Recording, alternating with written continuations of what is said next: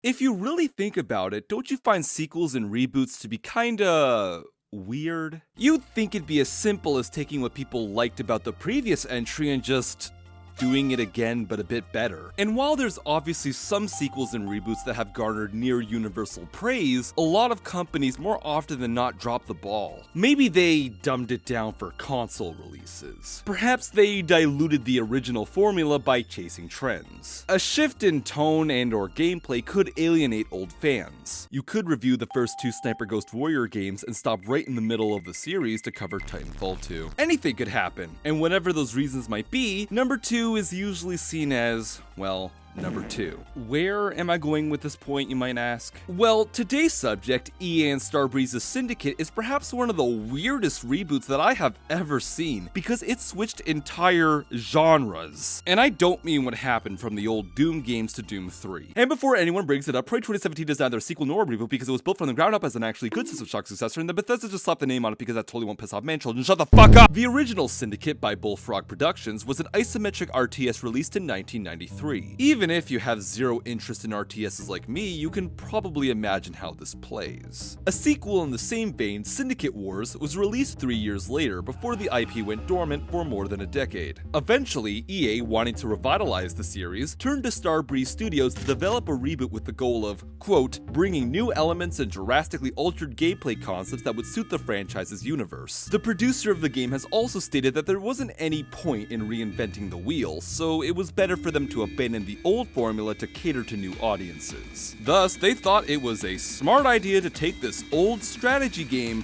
and turn it into...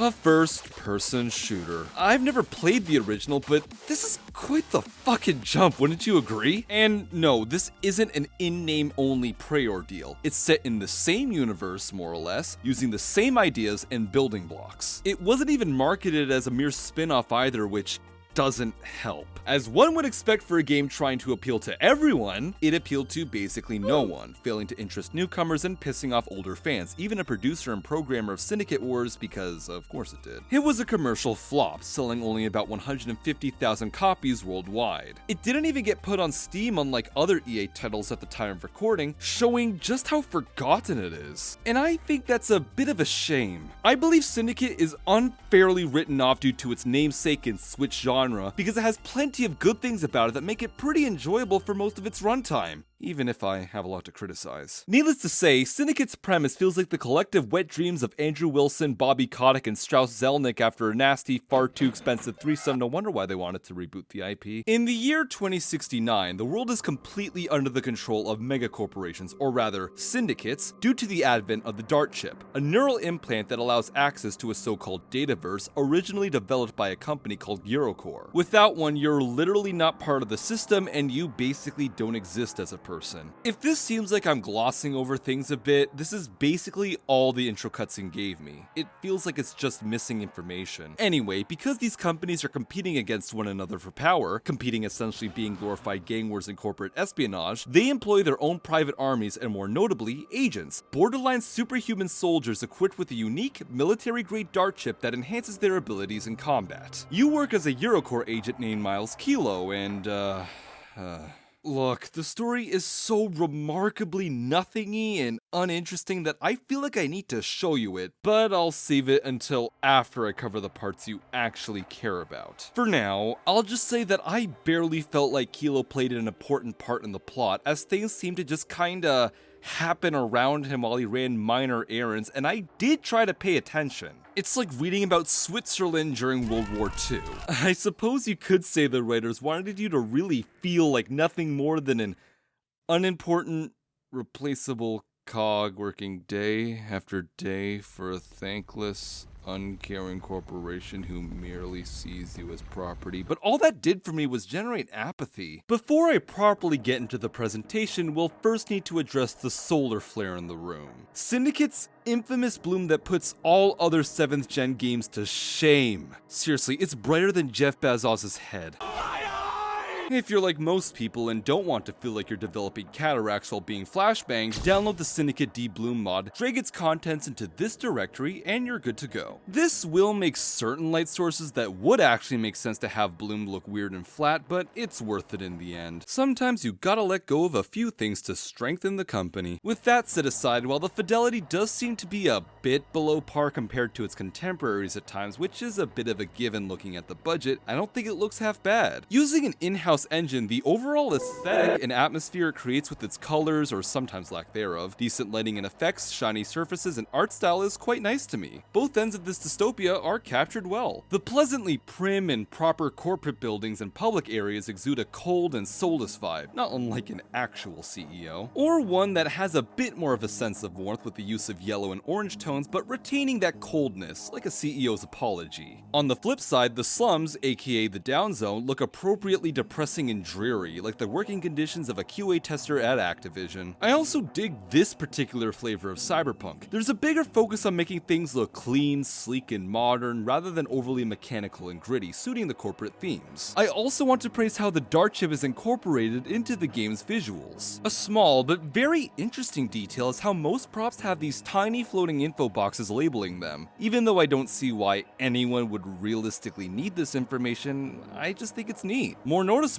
on the other hand, is the HUD. I adore diegetic elements in games, and this is no exception. I understand having everything sway around when you move might be annoying to some, but personally, I didn't find it very intrusive. Ammo counters and fire mode indicators are projected near your weapon, which 1. Looks really cool, and 2. Places them close to your sights when aiming, making the numbers nice and readable. It does come at the cost of them being harder to see when you move your weapon around when sprinting or taking cover, but again, it's not that bad. Something I never thought I'd address is the lingo a game uses. Syndicate uses business jargon to refer to various things, which is a neat idea. Kills are referred to as liquidations. The word asset is used to refer to important people. Levels are called milestones. Tips and loading screens are titled insider trading.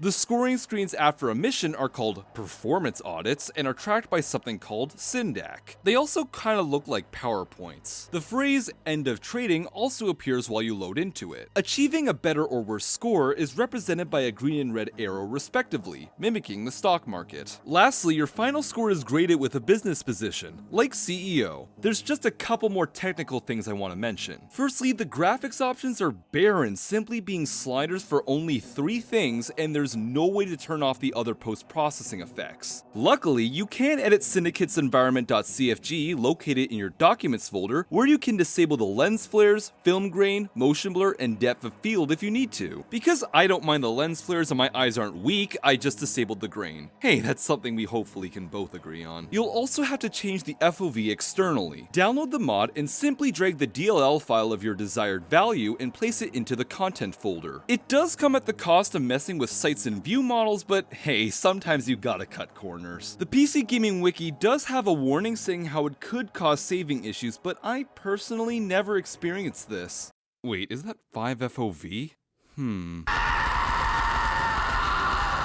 If you poke around the internet a bit, you'll see a lot of people assuming that Syndicate's either a Deus Ex clone just because of the setting, or god forbid, a COD clone just because it's an FPS. Assumptions that are as misleading as Ubisoft's E3 footage. To start the gameplay, I gotta whip out this soapbox and refute this misinformation before anything else. As a person who's actually played all 3, it is neither of these things. A more accurate analogy would actually be Fear crossed with the prototype stages of machine games as Wolfenstein, seeing as how MG has ex-Starbreeze devs, with Watch Dogs hacking stuck on it like an appendix. In the years where Spunk Gargle Wee Wee was being churned out left and right, Syndicate isn't quite a product of its time. It's a CQC-focused game that, despite some issues, greatly promotes aggressive playstyles, with stop and pop being a last resort rather than the norm. The first of the steps the game takes to elevate itself above the bog standard tedium is the dart overlay, or in other words,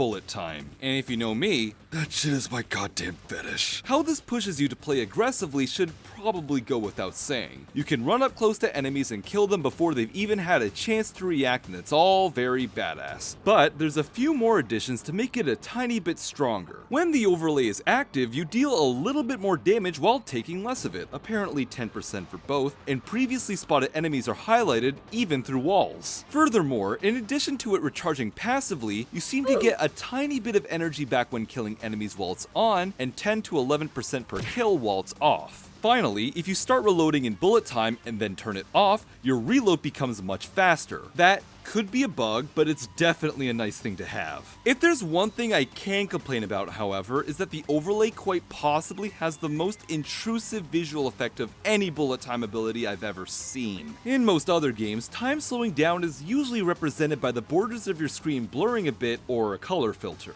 As you have obviously already observed, just about everything in the environment becomes a less than ideal mix of black and gray like a CEO's morality. And I thought Max Payne 3 was a bit much. In the worst case scenario, enemies that haven't yet been highlighted will easily blend into the void until you look in their general direction for a second, which is really annoying. Besides that little hindrance though, the bullet time encourages a playstyle that's actually fun just as well as most other games. Moving on, the melee takedowns are almost too good, boiling down to click your desired key to get a free kill since you don't even have to weaken enemies or take them by surprise. It's too easy and kinda renders your ability to stagger enemies by sprinting into them moot, but melee sprees are fun and satisfying, so I'm not gonna complain too much. It's also a great way to take advantage of the energy you receive from kills without the overlay. I've discovered that if you turn it off mid-animation, which is something that you should always do lest you waste a bunch of energy, before the game registers it as a kill, you'll earn that full 10%. That'll give you an extra second or two of bullet time if there's more enemies nearby, which can be useful in a pinch. And again, I doubt this is intentional, but I'm pretty sure you're temporarily invincible while the animation is playing, making melee sprees even easier. This little bug or feature and the takedowns in general are made even better when you factor in the skills you can unlock. Now, these are what I believe pushes Syndicate from a game that simply allows aggressive play to one that actively encourages and rewards it. Some of these are standard buffs to your health, dart overlay, and other stats, but there's also some more interesting and unique skills that are worth highlighting since I consider them to be essential to make the game reach its full potential. Going back to the takedowns, the skill Executioner essentially turns them into glory kills before Doom 2016, except that they're much more spammable.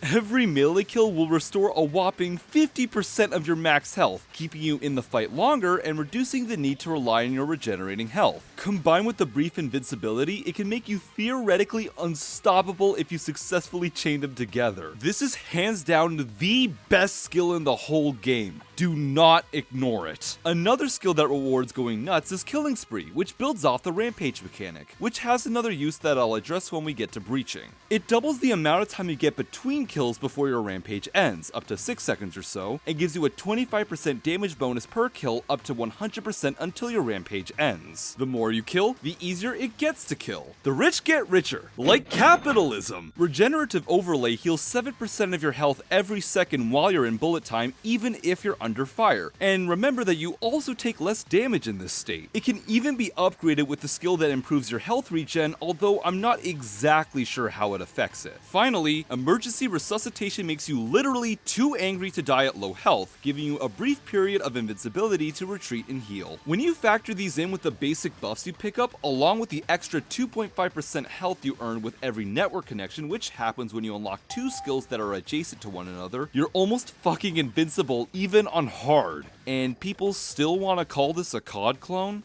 There are some minor issues I have with how the skills are implemented, however. Firstly, the chips or skill points you need to unlock them are drip-fed to you, especially early on, like a game with a neutered progression system to force you to shove your credit card into EA's sweaty thong. The game only provides the chips at certain points along your path, 2 in the second mission and only 1 in missions 4, 9, 11, 14, 15, 16, and 18 for a total of 9. On one hand, with skills like the ones I mentioned, I realized that you probably wouldn't want to hand these out as frequently as FIFA games so the player won't be too powerful too soon, but on the other hand, it's just not very rewarding and feels limiting for a few reasons. The most obvious thing is that it really isn't until you're about halfway through the game at best where you start to feel as powerful as you ought to be. It's not that the game is super hard during the early levels, but there isn't quite as much fun to be had without those skills. Now, this wouldn't be that disappointing, until you realize that there's no form of New Game Plus, utterly neutering any form of replay value this game could have gotten. If you go back and play, say, Mission 4, you'll only have the 2 skill points from Mission 2, since the one you get from this mission is from a boss. This also means that it's impossible to unlock all 17 skills, since again, you can only get 9. The way you receive them also leaves much to be desired. In short, having the skill points be at fixed areas in the game that are on your path and impossible to miss instead of being something you have to go out of your way to find or earn through playing well, doesn't make them feel as gratifying as they should. I don't really get that sense of pride and accomplishment when I get one, just a sense of,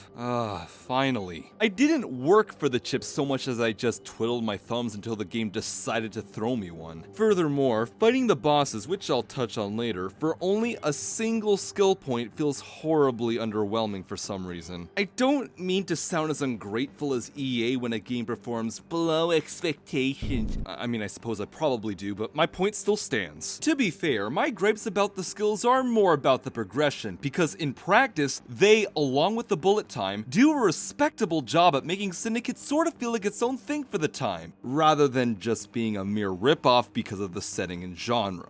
Anyway, now that I've set the stage for the kind of FPS that Syndicate is, I'll delve into the more basic things. The first thing you might notice if you start playing is how clunky and off the movement feels, but I say this with like half an asterisk. You see, when I started replaying it, I was genuinely appalled by how gross the game felt, and I was ready to rant a little. However, as I continued to play the game, I started to come to grips with it, and now it's okay, I guess. I'm not sure how I got that first impression. Maybe the flowers for Algernon effect from Titanfall 2 wore off, or Stockholm Syndrome settled in. Long story short, it felt bad enough that I feel like adding this warning just in case. There are some issues with the basic movement that I still have. First and foremost, the crazy head bobbing whenever you start sprinting, which will never not be jarring. A mistake that would appear again in Wolfenstein. The slide also feels a bit janky. It's hard to describe and probably something you need to feel for yourself, but the transition from sprinting to sliding simply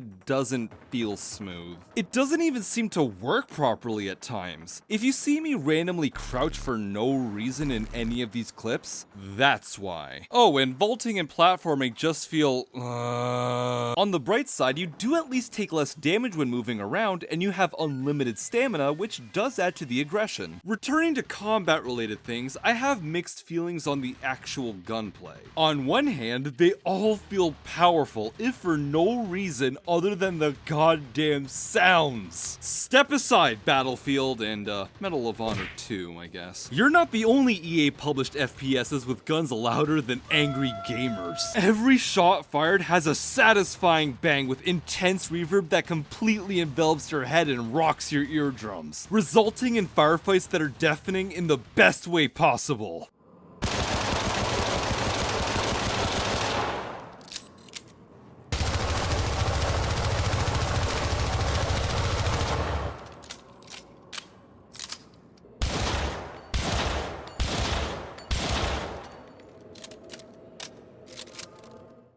However, pay attention to my wording. I said feel powerful, because most of the time, they kinda aren't. This is one of my bigger issues with this game. Basic mooks, especially the armored ones, can feel super spongy. The weirdest part is that it's amazingly inconsistent. Compare these two clips. In this one, I'm able to kill a guy with a single headshot with the shotgun, but in this one, where the only real change is the fact that I had a 75% damage boost, it took 2 to the head. And look at these two against the lighter enemy class. In this clip, this mook took about 4 shots to kill. Different clips, same enemy type, same gun, and ignoring the missed shots, I swear I dumped about 16 shots into him, and I still had to finish him off with melee. The ranges are a bit different, but even if that was the case, an assault rifle like this shouldn't have fall off this steep. If you want to argue that it's weapon spread, then it's a little too fucking extreme, yeah? Now, I admittedly think that there is a reason why the guns are the way they are, and that's to ensure that all the damage boosts that you get from the overlay, killing spree, and backfire, which I'll explain later, will actually matter. If you were already able to kill enemies quickly, there wouldn't be much point in using those things. I don't think that straight up removing the boosts and lowering enemy health is a good solution either, because these abilities force you to keep pushing forward, especially killing spree to maintain its damage boost. Aggressiveness goes from being optional to being, at times,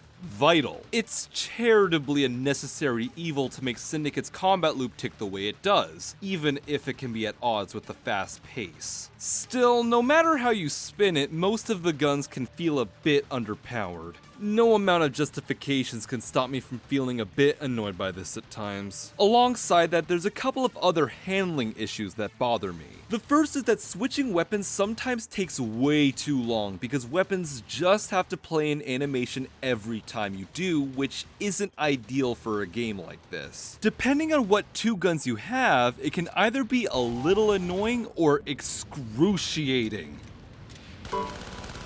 Secondly, you can't properly cancel a reload when you sprint. When you stop running, it will automatically start from the beginning again, even if your mag is still loaded, preventing you from firing. Frankly, there's no excuse for this, it's just dumb. And on that subject, the reloading animations are really ugly and feel unfinished. As for the specifics of the hardware available to you, it's a small, standard lineup of guns, some of which are unfortunately quite rare and only appear in one area or mission, making the already small arsenal feel even more so. While dissecting every gun isn't necessary, something that's kind of interesting are the alternate fire modes. This can range from a burst fire mode for the pistol, an underbarrel grenade launcher for one rifle, switching sights and firing modes for another, a totally superfluous suppressor for the SMG, explosive shells for the shotgun that are great at killing people if that people is just you, etc. If it wasn't clear, not all of them are very useful, but gold star, I guess. Because I can't find a better place to mention this, handguns are unique in that they're the only guns that allow you to sprint and shoot at the same time. It's surprisingly not a terrible tactic, especially when you factor in the damage resistance and a limited sprint I mentioned earlier. Just make sure you use a good gun. It's still more practical to use another kind of weapon instead, but it does give pistols a certain niche. There's also some other interesting weapons that appear every now and then to spice things up a little. Some of the ones worth highlighting are the Gauss gun, a rifle that locks onto enemies and fires homing projectiles, a minigun that bafflingly has both unlimited ammo and no overheat bar so you can fire it forever,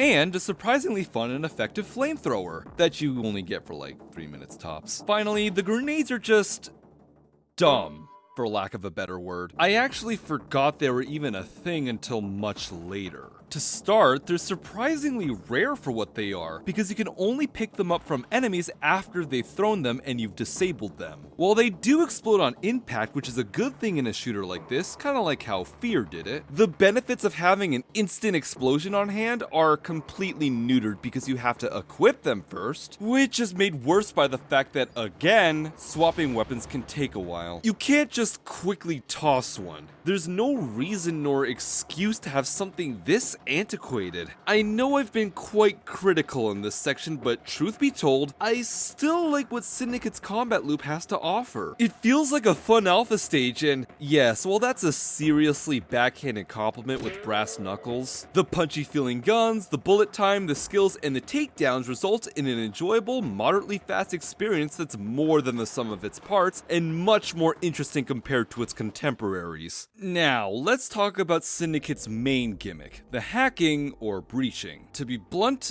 they border on being quick time events at best, a glorified use key at worst, and don't really add too much to the gameplay in general. Going in descending order of impact, we'll start with the applications, hacks that you use directly against your enemies, which consist of Suicide, Backfire, and Persuade. Suicide is very simple. You hack into an enemy and force them to think about a CEO threesome. Welcome to the cum zone. Making them whip out a grenade and quite literally commit self-liquidation. To be honest, I never use this that much. I wouldn't call it useless, but because of the time it takes between you starting the hack and the enemy blowing up, any clusters of enemies would have likely separated long before then because the AI isn't actually that stupid, so it's not as efficient as it sounds. I only really used it to kill snipers I couldn't be bothered to waste ammo on. Backfire embodies boring but practical. As the name implies, it causes an enemy's weapon to short out or something, which makes zero sense, dealing minor damage, knocking them and one other mook or two with an upgrade on their ass for a bit and take double damage, leaving them as vulnerable as a company under EA's foot. Because of its immediate effect when you finish the hack, how it gives you a way to push forward, and how frequently you're able to use it, it's the only form of hacking that adds to the gameplay in a meaningful way and is likely the one you'll use the most. On top of that, Backfire is the only app that you can upgrade with skills. You're better off ignoring them and allocating the points elsewhere, but it at least makes it feel less like an afterthought. Persuade persuades an enemy to fight for you. The effect ends after a certain period of time or when there's no more enemies in the area, ending with them committing suicide. It's useful enough to draw fire away from you, but it still doesn't add much to the gameplay, and again, I didn't rely on it that much. You recharge the energy for your applications by getting kills, with more being given for headshots, rampages, and performing breach spikes, which involves releasing your hacking key early when the bar hits the white zone, finishing it early. If it wasn't clear, the applications are wasted potential. I know there's probably not much you can do with the idea of literally hacking the brains of your enemies like a manipulative monetization scheme, but nevertheless, 2 out of the 3 boil down to hold E to kill an enemy but fancy, and while Backfire is useful and fits the combat loop, it's hardly revolutionary. Hell, in the few levels where you're fighting against enemies that aren't affected by Suicide nor Persuade because they don't have chips in their heads, I barely noticed a difference. Considering how critical I just was, this does not bode well for the other functions of hacking. At various points throughout the game, you'll encounter enemies that are completely immune to your shots until you hack them and disable their armor. In other words, it adds an extra mundane step to dealing with armored foes that, again, does basically nothing to contribute to the gameplay nor difficulty in a way that feels compelling. At best, it forces you to push forward a little because you have to eliminate at least half of their health before their armor regenerates and they heal, but even then you could cut out the hacking part and it wouldn't be much different. It actually starts to become an annoying addition in this one section where the game spawns a bunch of armored drones at once, and you have to hack every single one! The hacking can also be used to manipulate things in the environment, and predictably, this isn't used to great effect most of the time. The most frequent and useful thing you can hack are turrets, but that's hardly worth getting excited over. One idea that's actually not too bad, but not used enough, is using it to raise cover. While the first map you're able to do this in does it poorly because there's no reason to not already have the cover up, not to mention hacking all of them is just unwanted tedium, 2 boss fights have hackable cover that enemies can and will try to lower. I felt like these sections forced me to pay attention to the environment and encouraged me to not camp due to its dynamic nature. It's a shame it's underutilized. After that, we have traps, or in other words, wait for an enemy to walk to a specific point in the map so you can hold E to kill them. No need to elaborate on these, they're useless and add absolutely nothing. Hacking's also used for some environmental puzzles. They aren't very engaging and feel like padding. Finally, the dumbest use of hacking is when the game literally turns it into a second use key. Rather than hitting F next to something, you get to hold E from a couple of meters away instead. While the hacking mechanic certainly doesn't ruin the game in practice, it's underwhelming at best and reeks of desperation and is as pointless as tax evasion when you already have too much money at worst. The disappointment that comes from your main claim to fame being this lame can taint a game's reputation.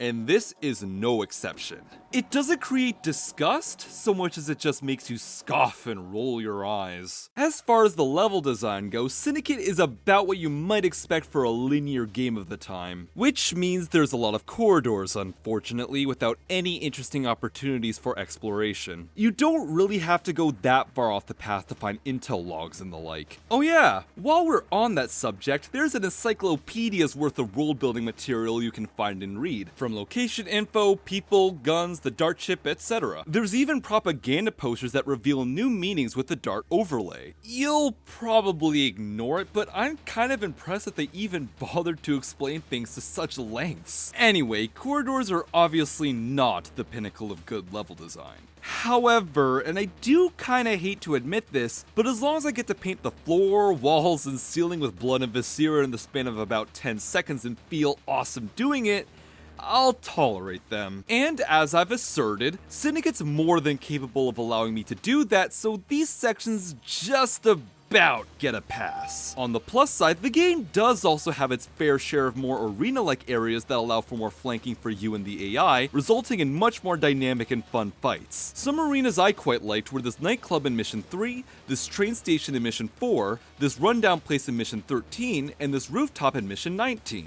The layouts could be more interesting, but besides that, these moments are solid and are Syndicate at its absolute best. Moving on to the levels or parts of levels that I happen to be more critical of, I'll start with what I'll refer to as the walking sim levels, those being missions 6, 9, 12, and 16. As the term implies, they have little in the way of gameplay, not even a decent puzzle, and are meant for exposition and world building. I mean, I guess they do their job, but that doesn't stop them from halting the pace of the game and being a really dull 5 or so minutes of your time. I feel like these could be shortened into like 30-second cutscenes and you wouldn't lose much because the story's not really engaging anyway. Also, there's plenty of actual quick time events where you need to mash F to do something. Nothing game ruining, but why? Every few levels you run into a boss fight, and I'm not really the biggest fan of these for the most part. Mostly because I generally tend to have a natural aversion to the insane level of sponginess and tedium they often bring, so admittedly, I might be a little bit biased. However, some of them do suffer from some bad or just unfun design choices that ultimately sour my perception of the game as a whole, even if they only take up a fraction of it. The first one, Agent Tatsuo, appears in Mission 4. Besides the absolutely sick background music by Skrillex,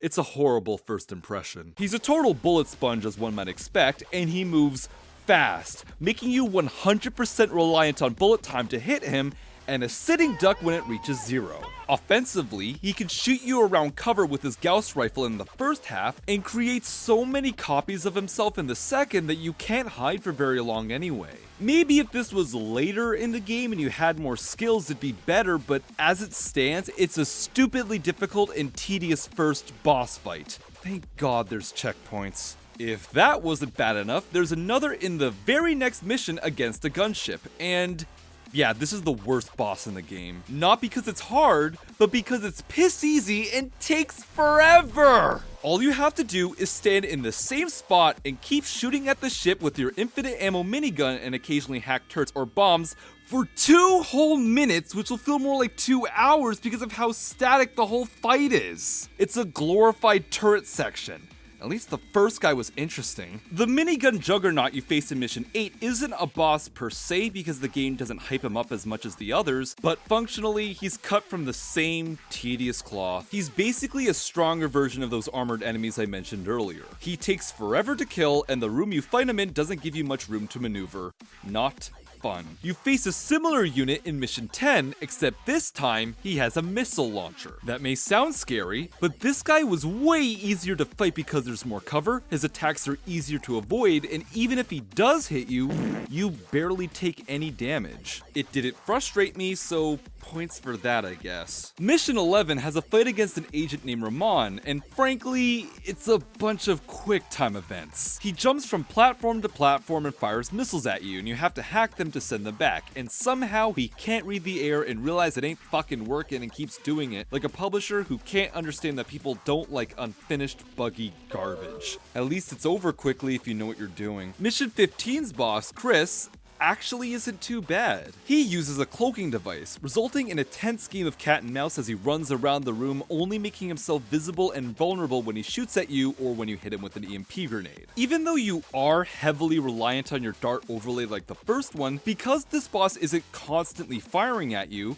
you have ample time to retreat and recharge it. To counteract that, you have to avoid EMP mines and later just EMP grenades. Do be warned that he does suicide bombs, so don't be an idiot like me. The only problem I have with this fight is that it really highlights how cumbersome it is to equip and unequip grenades. But besides that, it strikes the right balance of difficulty and is kind of fun, I suppose. By the way, apparently Chris made a full recovery after blowing up and now works for GenSec. The penultimate boss, Agent Crane, is so weak that he barely qualifies as one. He's what Tatsuo should have been. His deal is that his health constantly regenerates, but only up to certain points. The bar is divided into thirds and he can't heal past those points. But I suppose to compensate for this, you can completely shred him with concentrated fire, making him a cakewalk. Honestly, even his quote-unquote badass one-liner sucks.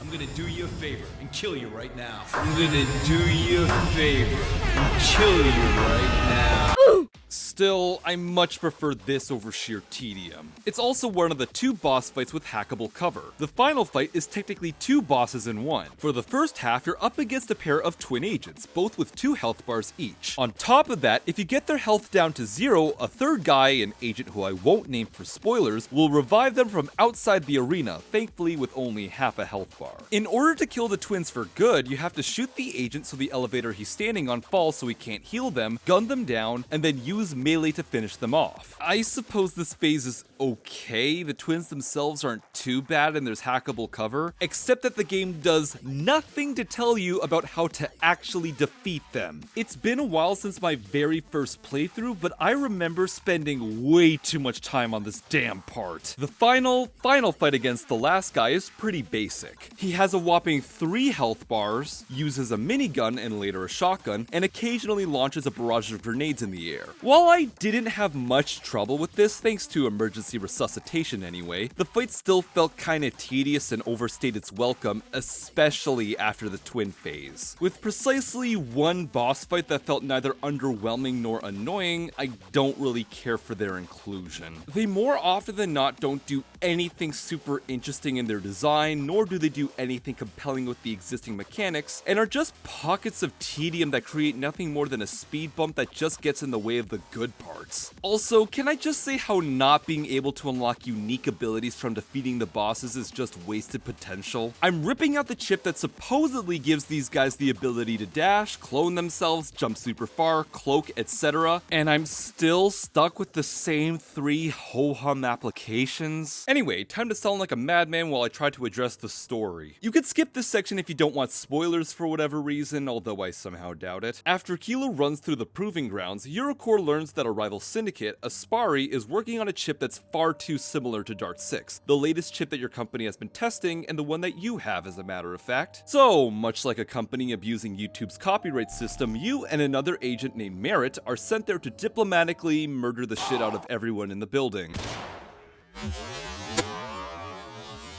By the way, can I just stress how much of an absolute edgelord Merritt is? It's almost funny and satirical. Like, look at him callously doing his best EA impression.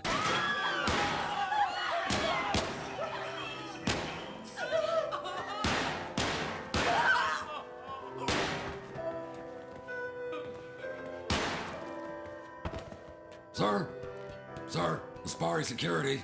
Situation is under control. You can step out. Oh, thank God. Soon, you learn that the reason for Aspari's patent infringement is because Eurocorps' lead biotech engineer, Lily Drawl, has been leaking data to them. By the way, a war is brewing, but that's not important enough, apparently. While the CEO, Jack Denham, tries to figure out how to keep her on board, you and Edgelord go spy on her to make sure she doesn't try to defect. Suddenly, she gets kidnapped by another syndicate, K-Man Global, so you have to go save her. The other corporation nearly gets away, but you somehow manage to jump onto one of their ships and reach their their HQ. Eventually, you find Drawl and escape with her. Oh, and war between the syndicates is imminent, but that's just uninteresting background information we don't need to get involved with. This half is where the story starts to feel patchy and I start to get really confused. The two of you land in the down zone to get back to the Eurocorps HQ, but then Drawl betrays you for some reason. You eventually track her down again and learn that this war, that's still gonna happen by the way, no visual evidence though, was triggered by Drawl and Chris because rise up? You catch up to her, try to kill her, but fail because she puts safeguards in your chip. She gives you a pretentious speech on how you're a tool or something, and then Eurocorps extracts you both. You somehow remember how you were kidnapped as a baby and raised as an agent because Eurocorps is evil, and now you're mad, I guess. Oh, and the war started too and you're late to the party. You eventually confront Denim, he steps down from his position, and something you have free will, I think game ends. Maybe it feels like I'm exaggerating how absurdly dull and later borderline nonsensical the story is, but these are all the points I managed to wring out, and I swear I'm not missing anything. I'm serious about that Switzerland analogy. As you've seen, the game regularly mentions that a war is gonna happen, yet you barely see it unfold because the game's too content with just telling you about it and focusing on stuff that's side story material at best. I never felt like neither I nor Kilo was at all involved with whatever the real plot was. Even when they tried to insert themes of agency, no pun intended, and tried to make things personal for Kilo, it's too little, too late, and has zero impact. It all has a way of making you zone out and aggressively not give a single shit. Really, Yahtzee pretty much sums it up way better than I ever could in his review from years ago. I know I don't care about stories that much, but even after trying to deliberately pay attention, jotting down notes, rewatching my footage, and reading other summaries on the plot, I still feel so amazingly confused and empty that I felt like prattling on about it. At least it doesn't insult me. I know that I've been quite negative towards Syndicate here, especially in the last little while. Yes, the hacking's lame, the bosses suck, the story's impossible to get even remotely invested in, and the whole thing could use more polish. However, these problems are actually tolerable in the grand scheme of things and are just about made up for by the game's surprisingly fun combat. It may not be as consistently good as the likes of Fear and Wolfenstein, but if you've already played both and are looking for something similar to mess around with, you might enjoy what Syndicate's unique power fantasy has to offer. And even if it has nothing to do with the original, hopefully I've proven that it's at least not just a COD or Deus Ex clone. If you need any more proof that it's at least a decent enough game, EA didn't murder Starbreeze over it.